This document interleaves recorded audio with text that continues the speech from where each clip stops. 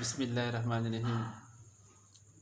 آج جو ہے ہم آپ کو جو ٹاپک پڑھانے والے ہیں وہ ہے پولوشن کے بارے میں۔ اردو میں آپ اس کو آلودگی کہتے ہیں۔ ہم پڑھیں گے کہ پولوشن کیا ہے، اس کی کون سی ٹائپس ہے، مین ٹائپس، اور پھر پولوشن ہوتا کیسے ہے، اس کے اثرات کیا ہیں۔ اگر آپ سے کوئی پوچھے کہ پولوشن کیا ہے تو یہ لفظ جو ہے نا پولوشن کا، یہ لفظ اچھا نہیں ہے۔ تو پولوشن کا مطلب ہے ایک چیز جب اس میں خرابی آ جائے، جب بھی کوئی چیز اپنی حد سے زیادہ ہو جائے، غلط جگہ پر آ جائے۔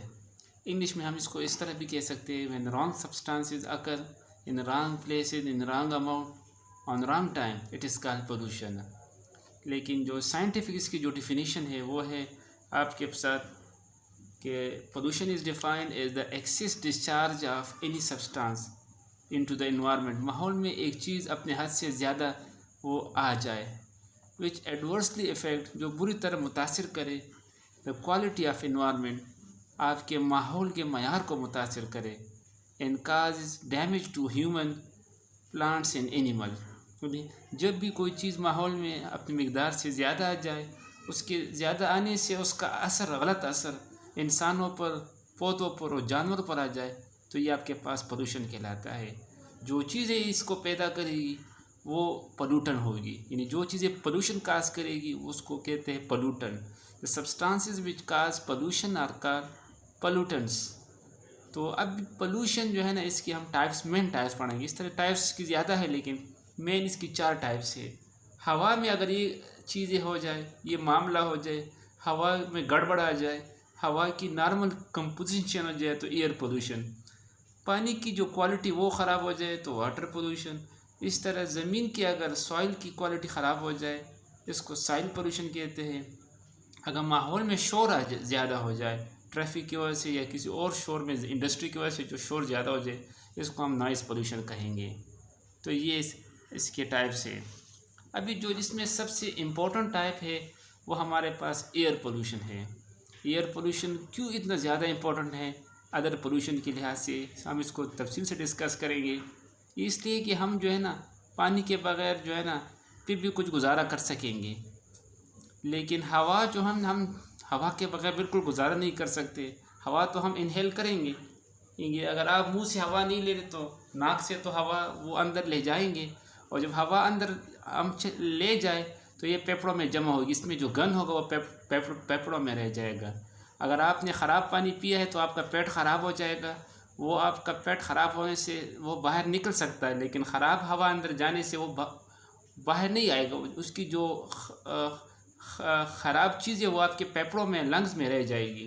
تو the substance released to the air، ہوا میں ایسی چیزیں پیدا چھوڑی جائے، ہیومن ایکٹیویٹی انسان کرے یا قدرتی طریقے سے کرے، natural activity, insufficient amount concentration، اتنی مقدار میں ہو to cause harmful effect to human being، اس سے انسانوں کو نقصان پہنچے، پودوں کو نقصان پہنچے اور دوسرے جاندار اور غیر جاندار چیزوں کو نقصان پہنچے۔ یہاں پر یہ آپ کو میں ایک بات بتانا چلوں کہ پولوشن جو ہے نا اس کا تعلق صرف جانداروں سے نہیں بلکہ بے جان چیزوں سے بھی ہو سکتا ہے۔ آگے سلائیڈ میں ہم آپ کو بتائیں گے کیسے بے جان چیزوں پر پولوشن کا اثر ہوگا۔ جو چیزیں ہوا کو گندا کرے گی وہ کہلائے گی ایئر پولوٹنٹس۔ تو ایئر پولوٹن کون کون سے ہو سکتے ہیں یہ آپ یاد رکھیں۔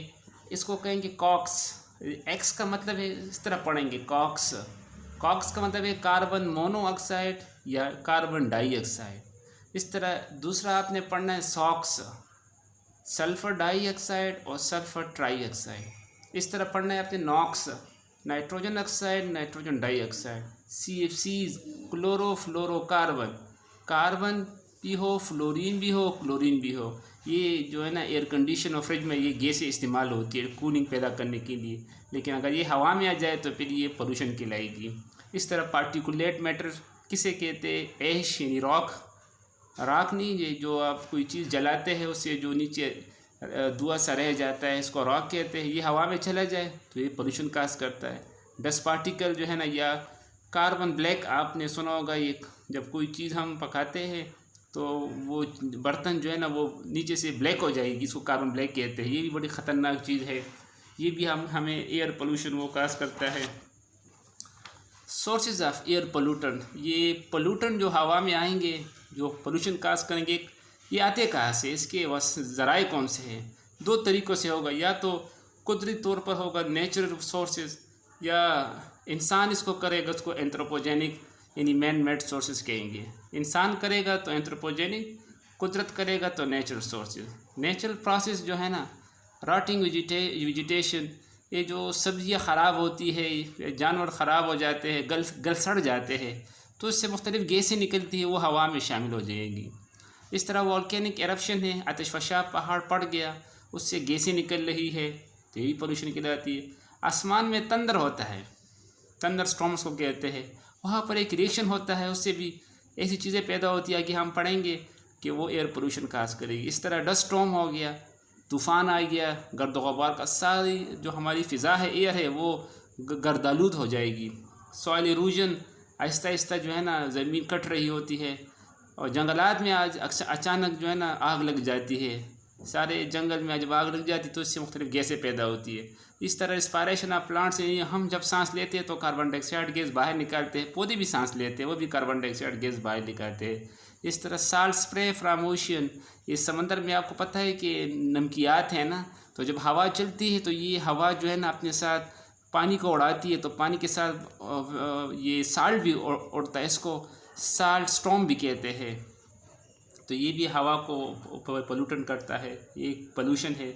اینتھروپوجینک سورسز میں انسان کیا کرتا ہے، یہ مختلف چیزوں کو جلاتا ہے، مختلف چیزوں میں وہ شامل ہے، کوئلے کو جلاتا ہے، برننگ آف کول، یا فیکٹریوں سے جو دھواں نکلتا ہے، گاڑیوں سے وہیکل احزاز، گاڑیوں سے جو دھواں نکلتا ہے، لکڑی جلاتا ہے، ووڈ کمبس برننگ، یا جب کنسٹرکشن کرتا ہے، کوئی چیز بناتا ہے تو ڈرلنگ کرے گا، وہ اس سے جو ہے نا ہوا میں دھواں نکلے گا، یا رگڑائی جو کہتے ہیں نا ماربل کو صاف کرنے کے لیے، یا مائننگ، جب وہ کان کو اس سے کوئی چیز نکالتا ہے تو پہاڑوں میں بلاسٹنگ ہوتی ہے، دھماکے ہوتے ہیں، اس سے بھی ہوا میں جو ہے پولوشن پیدا ہوتی ہے بارود وغیرہ سے۔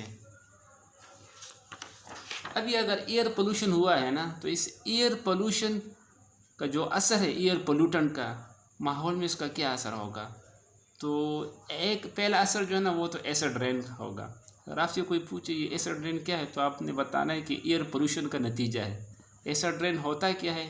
جب بارش ہو رہی ہو، بارش لیکن ہوا گندی ہو، اس گندی ہوا کی وجہ سے بارش کا جو پی ایچ ہے، پی ایچ، اگر آپ سے کوئی پی ایچ کیا چیز ہے تو آپ نے سمپل اس کو بتانا ہے کہ دنیا میں 3 چیزیں ہوتی ہیں، یا تو ایک چیز ایسڈ ہوگی، تیزابی ہوگی، یا بیسک ہوگی، اساسی، یا نہ ایسڈ نہ بیسک، نیوٹرل ہوگی، تعدیلی ہوگی۔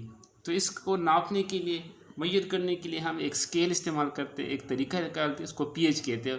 یہ 1 سے 14 تک ہوتا ہے۔ اگر 7 سے کم آ جائے تو ایسڈ ہے، 7 سے اوپر ہے تو بیس ہے، 7 ہے تو نیوٹرل ہے۔ تو اگر بارش ہو رہی ہے، اس کا پی ایچ 5.6 سے نیچے ہے تو اس کو ہم ایسڈ رین کہیں گے۔ ایسڈ رین جو ہے نا یہ تباہ کرتا ہے ویجیٹیشن کو، یعنی پودوں کو۔ اس طرح اگر سکن پر آ جائے تو سکن کو بھی خراب کرتا ہے، بالوں کو بھی خراب کرتا ہے۔